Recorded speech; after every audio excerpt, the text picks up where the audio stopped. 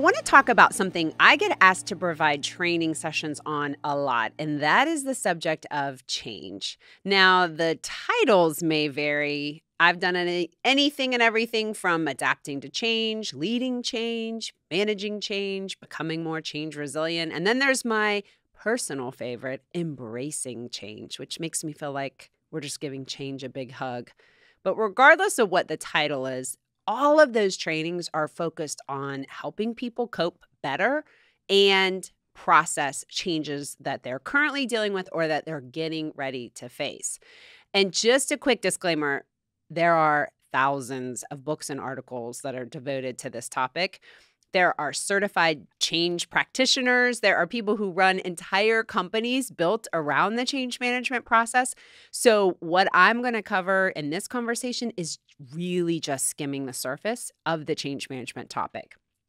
But my hope is that maybe I can plant some seeds and get you to think about your individual response and reaction to change, and perhaps think about different ways to reframe change if that's a struggle for you. And then also, if you're in a position where you have to lead other people through a change, I want to talk about that too. Okay, back to the topic at hand. Over the summer when I was on vacation, I read a book that just blew my mind. There was a quote focused on change research, and in that quote, a statistic that literally stopped me dead in my tracks. And just to paraphrase that part of the book, essentially, when heart patients are told that they have to make changes to their lifestyle or they will die, only 1 out of 7 people can actually make the change. It's actually less than 1, but we have to talk about whole people. So we're going to round up. 1 out of 7 people. Again, these are people who are told very clearly and specifically, if you do not make changes, which I would assume are things like losing weight, changing diet, maybe stop smoking, things like that. If they do not make those changes, they will die. And still, only 1 out of 7 are able to successfully make the change. And when I read that statistic, number one, it kind of made me feel a little bit better about the fact that sometimes I'm not able to make the changes I want to and why change sometimes seems hard for me. But it also got me really curious about why is this so hard? Because you would think that's really good motivation to make a change. So what is it about change that's so hard? And that statistic I found came from a book called Immunity to Change, which was written by Keegan and Leahy. And it's a great book, but just as a heads up, if you choose to read it, it is a long book. So be prepared to devote a little bit of time to it. But it is a great book, Immunity to Change. Anyway, I was interested in knowing more about this research because I think change can be very hard for people. And we are dealing with more change that's happening more frequently than ever before. When I think about change, I really like to organize it into 2 different categories. There's the change that we initiate, and then change that happens to us or is forced upon us. You would think if we're initiating change, we'd be highly motivated and it would be easy, but that's not always the case either. Let's say you decide to move to the beach because you now work in a remote job and you can live anywhere you want. And so you've always wanted to live at the beach. You're so excited. You desperately want to live at the beach and it all sounds great to you, but there are still going to be some challenges that you have to overcome to make that happen. And you're disrupting your status quo. And hello, diets. Can we talk about how often we start a diet with the best of intention only to not be able to make it stick? I love it when my friend Sarah Giosi says, if diets are effective, why do you keep having to go on one? I love that. Even when we are the ones initiating a change, it can still be hard. But harder yet, I think, is when change happens to us, when we're not in control of what's going on. When those things happen that are outside of our control, it's really disruptive. And I think about situations like people being laid off from their jobs or a relationship that goes south and someone decides to end it. Maybe you're getting a new boss and that's a big change for you. Or hey, maybe let's say Publisher Clearinghouse shows up on your doorstep. I don't know if they still do that or not, but let's say they do and they come in with the balloons and they hand you a check for $1 million. I mean, even that as a positive change is still something that's happening to you that you have to process. And as you think about processing change and the challenges that can sometimes come with that, I want to talk about why that can be hard. Why is processing change hard for people? And there's a few reasons why. Number one, our brain, which has the very important job of keeping us alive, sometimes goes into what I like to call helicopter parent mode. It gets a little bit overprotective and it can see change as a threat to our very survival. I know that sounds dramatic, but it's true. And have you ever heard of the motivational triad? I am so intrigued by this concept. Basically, our brain is motivated by three main things: seeking pleasure, avoiding pain, and conserving energy. Seeking pleasure drives things like eating, which is obviously necessary to stay alive. Avoiding pain typically derails us from doing dangerous things that might threaten our safety, so that's very important. And then conserving energy is quite necessary for those moments when you're being chased by a saber-toothed tiger, which I know that happens daily in our neighborhoods. Very, very long story short, our brain likes comfort, stability, and predictability. And we like to be in control, don't we? We like to know what's going to happen. And we like to know that however the story ends, we are going to be okay. But now think about what change represents. We are disrupting the status quo in some way. And our brain takes that information in and starts to sound the alarm bells. And a whole host of other data points come rushing in like, we've seen this movie before, and last time this happened, it did not have a happy ending. We must protect against this threat. And so things can escalate really quickly. Change also usually requires some sort of effort or energy, which many of us seem to be low on these days. And remember, 1/3 of that motivational triad is focused on conserving energy. So if we're experiencing a change that requires us to put forth any level of extra energy than we're already putting out there, there's probably going to be some level of resistance from our brain to that. Something else that can impact how we react to change is our personality type. There are some people who have default wiring that make them really open to change. Believe it or not, there are people out there who frequently seek out change and need change. And then there's other people who are more hardwired to really resist change and really prefer routine, status quo, minimal change. So that personality component can be a big piece in and of itself. And we're also a product of the people we spend the most time with. So how we see change modeled from the people around us and the people that we're close to, that matters as well. But regardless of where you fall on your own receptiveness to change, if you're at all interested in this topic, I just want to offer up a few tips or maybe things to think about that could help you the next time you find yourself in the middle of a change, either one you initiate or a change that happens to you. The first thing is just to take an inventory of what is changing and what's staying the same. And sometimes I think we get really whipped up about a change and we act like it's going to completely turn our life upside down, when in reality, it's only impacting a tiny part of our life. So, as ridiculous as it may sound, actually sitting down with a pen and paper and just marking out 2 columns, one that lists out what's changing and one that lists what's staying the same. And being able to do that, and actually the process of getting that out on paper and looking at those lists, it actually may help you to look at the change much more objectively and be able to analyze it from more of an objective position. The next thing is if you're feeling any sort of ickiness about the change, just take a few minutes to identify what is causing that. So have you maybe gone through something similar before and it had a negative outcome for you? Are you tired, burnt out, stressed out? Maybe you just don't have any gas left in the tank. What are those icky emotions, as I like to call them, that you're feeling, and what's causing them to bubble up to the surface? Spoiler alert, a lot of times we're feeling that ick because of fear and or we perceive some sort of potential loss. There can actually be a lot of grief attached to change if we especially perceive that we're going to lose something.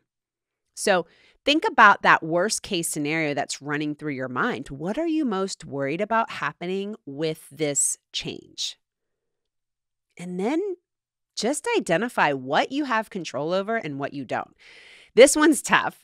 We spend a lot of mental energy worrying about things we have absolutely no control or influence over. I personally have a black belt in this. I can tragedy plan and catastrophize with the best of them. But we all know it's much better to focus our mind on the things that we can control. And then the hard part is learning how to let go of the things that we can't control. The next thing to think about is just deciding how you want to respond to the change, how you're choosing to feel about this change. And this is an important step because we don't often think about our emotions, especially as they're happening, but they are subconsciously driving our behavior. And our emotions often hijack us, and we are not even aware of it.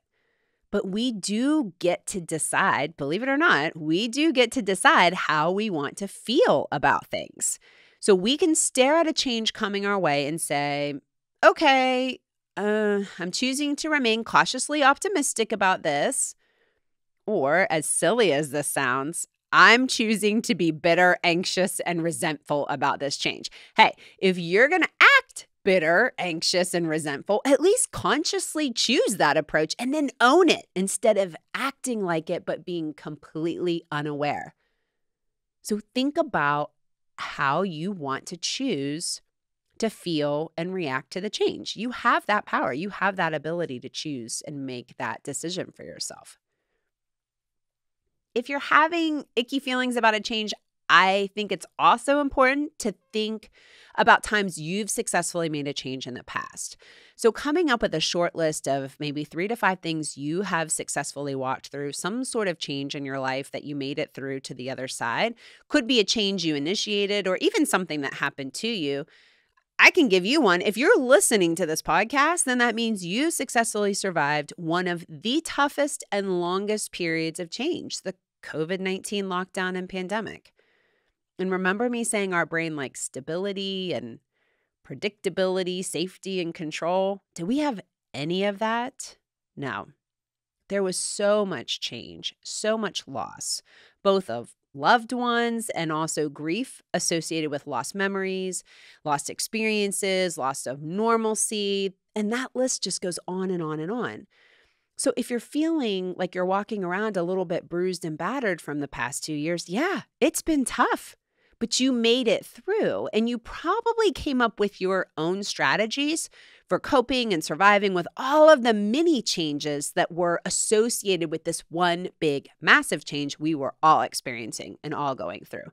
Our reactions may have been different, but we were all going through this massive change together. So think about how you successfully made it through that, just as one example, and you've made it through many, many other changes successful in your life too. Speaking of feeling bruised and battered, my final tip is around focusing on activities that fill your cup. So what are those things that energize you? What brings you joy? What allows you to feel refreshed, calmer, happier, maybe more at peace? Identify what those things are for you and then prioritize them. And this helps especially if you're dealing with a change that's outside of your control. You can control taking care of yourself. You can control investing in yourself and putting yourself in the right physical, emotional, and mental state to take on whatever change is coming your way. I like to picture a boxer heading into the ring. They're ready to go. They're ready for the fight. So what are those activities that you can do in order to bring your best self to the ring? Now, if you are a leader of people, this whole change thing goes next level because not only are you processing change as an individual, but oftentimes you have to try to rally the troops through the change as well. And not only have I studied and practiced change management, I have also witnessed leaders lead others through change, and I've led teams through change. And I've learned several things along the way that I'd like to share with you now. And I'll start by saying, please recognize and understand the impact that uncertainty has on people.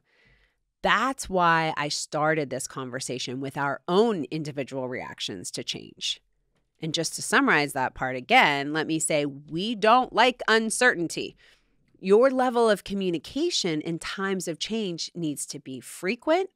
It needs to be transparent, authentic, genuine, informative, and timely. And I know you don't have all of the answers. And maybe you're just as uncertain as your team is. However, in the absence of information, we create our own stories. And are those stories accurate? Not usually. Are they worst case scenario based? Yep. Are they productive? Nope. Do they breed anxiety, stress, and other icky feelings? Sure do. We have to talk to people and we have to repeat the message.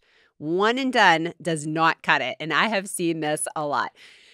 Some corporate email goes out, so-and-so is no longer with the company effective today. We'd like to thank them for their service. And now we invite you to return to your day and forget about this momentary disruption.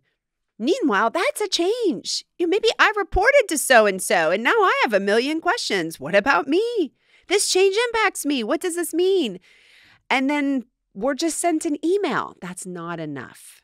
There needs to be conversation. Humans are emotional beings. We are not robots. So we have to take into account what the emotional reactions are going to be and address those. I know, emotions in the workplace, that's probably sounding off all sorts of different alarm bells in your brain. Maybe I'll do a separate episode on that. But again, we cannot ignore that people are experiencing emotions and they're experiencing different emotions. We have to have conversation about that. As a leader, it's really important to know each member of your team well and understand that they will have different reactions to change, and those reactions will potentially be different than your own reaction. So my default wiring is to be pretty open to most changes. I may hear about something changing at work and just shrug my shoulders and say, not a big deal or cool, and move on. And not so for everyone else on my team. Someone else could hear the same exact message, but maybe they've been laid off twice before and their brain suddenly goes into full-on freak-out mode. They're not shrugging their shoulders or saying, cool. They're updating their resume and applying for jobs during the Teams meeting. So the more you can invest in getting to know your team, building relationships with them and building trust with them, and also getting to know what makes them unique, the better you can lead them through any change. And trust is huge because if they trust you, even if they're afraid or worried about what's around the corner, they may be more inclined to at least peek around that corner and see what's coming or follow you there if they know they can count on you. If they don't trust you, that's a much tougher road. Also be aware that change fatigue is a thing. Gartner reported that people's capacity to change post-pandemic is estimated at 50% less than what it was pre-pandemic. Our capacity to change is 50% less than what it was pre-pandemic. So this really ties to two things. The first one is we need to be realistic and reasonable about how much change we can push on someone else at any given time. And the second thing is we really need to stay focused on encouraging and helping people to fill their cup and building their change capacity back up.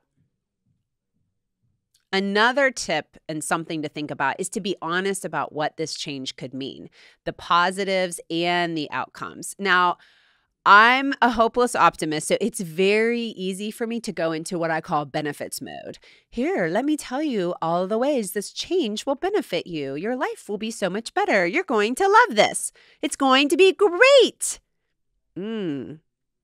Are they going to love this? Am I that person? Can I guarantee that? And I see this a lot with systems. We're going to implement this system and it's going to make everybody's life so much better. Our transactions will be seamless. Look at the cool reports we're going to be able to run. Our productivity will increase by 20%. Meanwhile, nobody says, by the way, the actual process of switching from our current system to the new system is going to be a living nightmare. I would seriously fall off my chair if I heard someone say that in a meeting, just once. And I'm not saying to be a doomsdayer, but be balanced. People want certainty. They want to prepare themselves for what's to come and what they should be expecting. So just give them as much of that information as you possibly can, and then course correct as needed. It's okay to say, I don't have all the answers today, but let me tell you what I do know. And then I'll take your questions and I'll come back with answers to those questions as soon as I have them. It's also okay to say, listen, I know this sounds contradictory because last week I said X and this week I'm saying Y, but we're unfortunately having to react to an unexpected bump in the road. Just be human and share the information you can as timely as you possibly can and as transparently as you possibly can.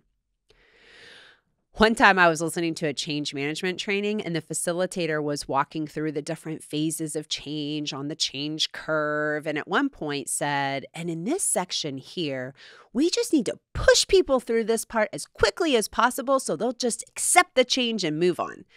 And that did not sit well with me at all. We have to acknowledge that people process change differently and they do it on their own timetable. If we're trying to prematurely rush them through a change, that is not going to do anyone favors. Now, we don't want people to get stuck and then stay stuck, and I'm all about helping people get unstuck. So if you find yourself in that situation, I suggest giving your team as much autonomy and control over the change as possible. While change can be tough, if your team feels like they're part of initiating the change, or they at least have some control over aspects of the change process, it's going to help create a smoother transition. And also, this is where investing time in things like developing your team and building a cohesive team will really come in handy because there's a built-in support network and community if you have a strong team. So remember, there can be so much good that comes with change. I'll let my optimism come back out here. I know people who have gone through changes that they initially said was the worst moment of their life, and then in hindsight, they end up telling a different story. I know people who were absolutely miserable in their jobs, got laid off, and admitted they would have never left on their own volition, but are so much happier now in their new job. So regardless of what change you might be going through, I do want to remind you that growth happens when you step outside of your comfort zone. And yes, it can be uncomfortable, challenging, frustrated. It can even be tragic and sad. And thinking of that, I just go to a very, very famous quote by Viktor Frankl, who was a survivor of the Nazi concentration camps. And he wrote a book called Man's Search for Meaning.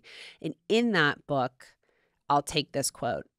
Everything can be taken from a man but one thing, the last of human freedoms, to choose one's attitude in any given set of circumstances, to choose one's own way. When we are no longer able to change a situation, we are challenged to change ourselves.